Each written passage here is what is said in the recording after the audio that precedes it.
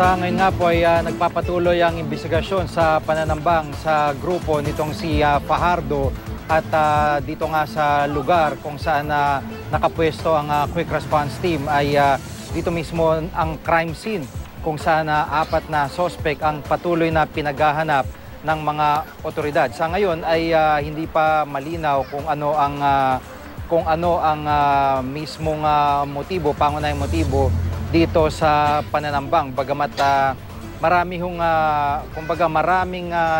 pagkakalink itong si Fajardo sa iba't ibang mga grupo at mamaya ho ay makakapanayam natin nandito na po si Police Senior Superintendent Florendo Saligaw, ang Provincial Director po ng Laguna PNP. PD, magandang hapon po sa inyo. Magandang hapon po, Jiggy at saka sa mga taga-panood na GMA. Sa ngayon po ba, meron na hong nakikita kayong motibo dito sa pananamba?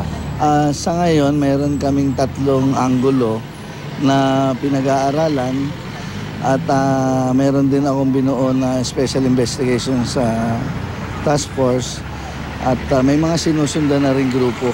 Yung ating 3 trackers team. Opo, ang description ho dito kay Fajardo ay negosyante. Ano po ba negosyo pinapatakbo niya ngayon? Ang alam namin ay sa scrap business at saka sa nagbabuy and sell ang mga ito. Apo. Yung mga Fajardo. Kung hindi ako nagkakamali, dati rin hong na-link sa kidnap for ransom group itong si Rolly Fajardo. Ano pong impormasyon niyo tungkol dito? Nung araw ay nakalagay nga yan sa Most Wanted, pero mga major pa ako noon. Tagal-tagal na rin yun. At may mga reports na involved nga daw sa kidnap for ransom noon. Pero hanggang sa dinalayan dito ng National Bureau of Investigation somewhere in 2010, wala naman kaming nabalitaan na na-convict o ano. Pero sabi nung mga taga-NBI na nakakausap ko, tuloy daw naman. Yung kaso? Oo, pero siyempre wala naman kaming direct link doon na wala naman kasing complainant dito sa area ko, area of jurisdiction. Kaya namumuhay siya ng normal. Kasi wala namang nakapending na warrant of arrest. Kung hindi ako nagkakamali din, ito si Ginong Fajardo ay nanggaling pa ng Italy bago po dinala ng NBI sa Pilipinas. At ang alam ko, nagkaroon sila arrangement na NBI at grupo niya para tumulong din sa mga ibang kaso. Pero nabanggit din kasi nung natatanda ko, nagkaroon ng operation yung Calamba Police sa mga bookies. Ito lamang mga 2-3 linggo na nakakalipas. At nababanggit din ang pangalan niya na isa sa mga operators o papatakbo nito. Ano po informasyon yung tungkol dito? Opo, kasi ako rin ang nagdirekta na i-operate lahat ng all forms of illegal gambling dito sa area ng Laguna. At yun nga pong Calamba ay nakuhanan ng yung kanilang operasyon. At sa report naman po nila is walang direkta na pero may mga nagli-link din na ibang tao, kaya pinaiimbestigahan ko pa rin ito hanggang sa ngayon. Yung mga baril po ba na nakuha sa sasakyan niya ay may papeles po? Yun po yung aming ginawa agad ng verification letter sa ating Firearms and Explosives Office.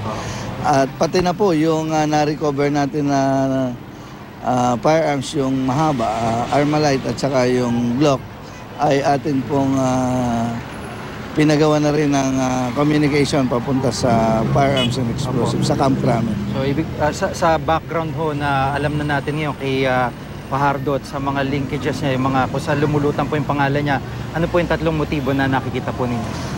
Una po, pinatitingnan ko rin, siyempre, na allegedly ay involved talaga siya sa kidnap or ransom. So pinatitingnan din po natin yung angulo na yun. Baka po ito ay vengeance or talagang may ill feeling pa rin yung mga biktima ng ganun. Ah. Although hindi pa naman napapatunayan sa korte. Opo. Pangalawa pong tinitingnan natin is yung business rivalry kasi napakalaki pong negosyo niyang scrap business. Ano po? At lagi naman halos hindi lang dito sa Laguna kung hindi sa iba't iba ring lugar na talagang nagkakaroon ng mainitang rivalry dyan pagka pinag-uusapan na ay yung scrap. Apo, yung pangatlo po.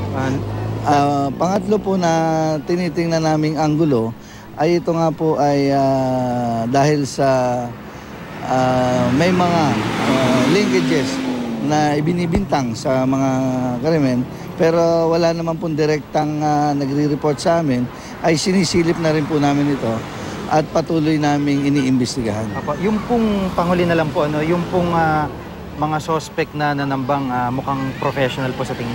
Opo, at kitang-kita natin na sa mukhang planadong-planado. At kami nga po ngayon ay nakikipag-ugnayan na at may mga nakuha na rin po kaming footages ng mga CCTV at ito po ay i-enhance namin para sa pagkakakilala ng mga suspects. At bukod po doon, may mga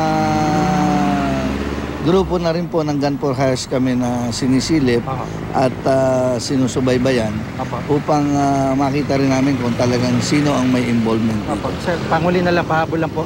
Gaano katotoo na pinuno po ng parang sang special task force itong si Fajardo dito sa Calamba? Ano pong Ang impormasyon? pagkakasabi po sa akin ng aming hepe ay ito daw po ay appointed na nagtatrabaho yata sa pamahalaan ng Calamba City. Mayor's office. Opo yata. Yun ang pagkakasabi po sa akin. Apo. At pinabe-verify ko pa rin po. At kung ito ay appointed employee ng City Hall. Maraming salamat po sa pagkakataon at mga impormasyon. Maraming salamat po. Si Police Senior Superintendent Florendo Saligaw, siya po ang Provincial Director ng Laguna PNP at yun nga po, may mga iniimbestigahan silang anggulo ngayon at tatlo po dito ay kabilang na rito yung dating linkages o pagkakalutang nitong pangalan ni Fajardo sa Kidnap for Ransom Group.